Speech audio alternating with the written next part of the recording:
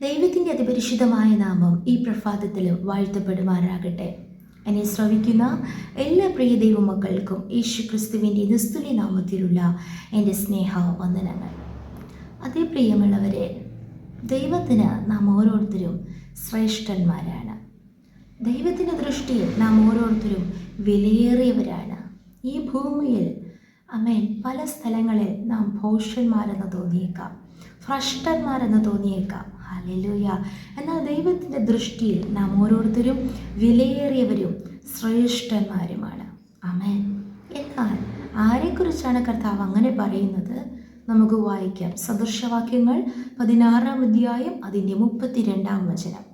അവിടെ നാം ഇങ്ങനെ വായിക്കുന്നു: ദീർഘക്ഷമയുള്ളവൻ യുദ്ധവീരനിലും ജിതമാനസൻ പട്ടണം പിടിക്കുന്നവനിലും ശ്രേഷ്ഠൻ.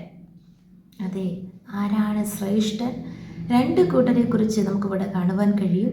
അവരെ കമ്പയർ ചെയ്തിരിക്കുന്ന രണ്ട് കൂട്ടരെക്കുറിച്ചും കാണുവാൻ കഴിയും. ഒന്ന് ദീർഘക്ഷമയുള്ളവൻ, രണ്ട് ജിതമാനസൻ. ദീർഘക്ഷമ നമുക്കറിയാം, ദീർഘമായി ക്ഷമിക്കുന്ന അനുഭവം. ആത്മാവിൻ്റെ ഫലങ്ങളിൽ ഒന്നാണ് ദീർഘക്ഷമ. ആമേൻ. ആ ദീർഘക്ഷമയുള്ളവൻ യുദ്ധവീരനിലും ശ്രേഷ്ഠൻ. ഒരു യുദ്ധവീരൻ എന്ന് പറയുമ്പോൾ ശ്രേഷ്ഠനായ ഒരു വ്യക്തിയാണ് യുദ്ധവീരൻ.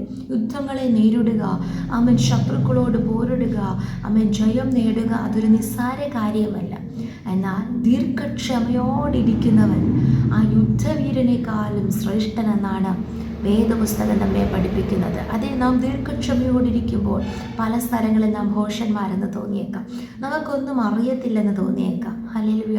ബുദ്ധിയില്ലാത്തവർ, പരിജ്ഞാനമില്ലാത്തവർ, വിവരമില്ലാത്തവർ, ഒന്നും സംസാരിക്കാൻ അറിയാത്തവർ എന്നൊക്കെ ചില ലേബലുകൾ നമുക്ക് ലഭിച്ചേക്കാം.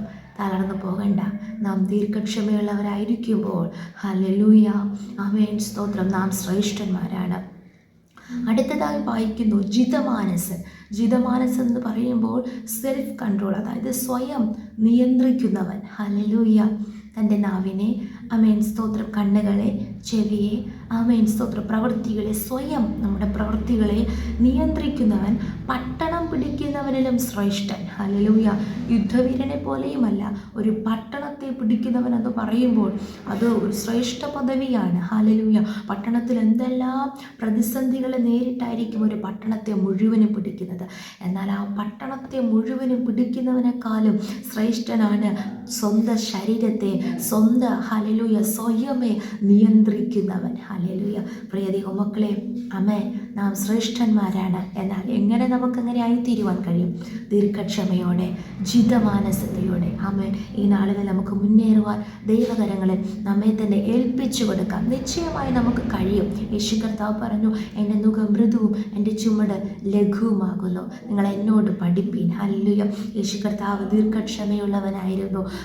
സ്തോത്രം. ക്രൂശിൽ കിടന്നപ്പോഴും പറഞ്ഞു, പിതാവ്, ഇവർ ചെയ്യുന്നതിനെന്നറിയായില്ല, ഇവരോട് ക്ഷമിക്കണമേ. മാത്രമല്ല ജിതമാനസനായിരുന്നു.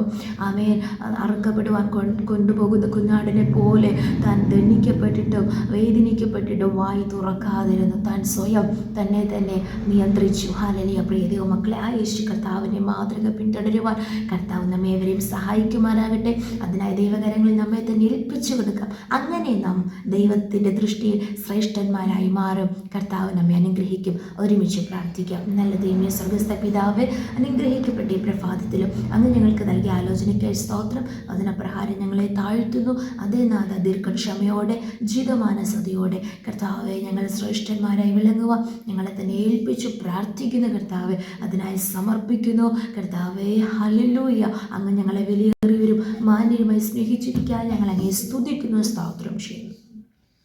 എൻ്റെ തന്നെ പ്രതിസന്ധികൾ പ്രതികൂലമായി വന്നാലും ദീർഘക്ഷമയോടെ ഇരുന്ന കർത്താവ് ദൈവത്തിൻ്റെ പ്രവൃത്തികളെ വണ്ടിപ്പാൻ സഹായിക്കണം. വചനം കേൾക്കുന്ന എല്ലാവരെയും അനുഗ്രഹിക്കണം.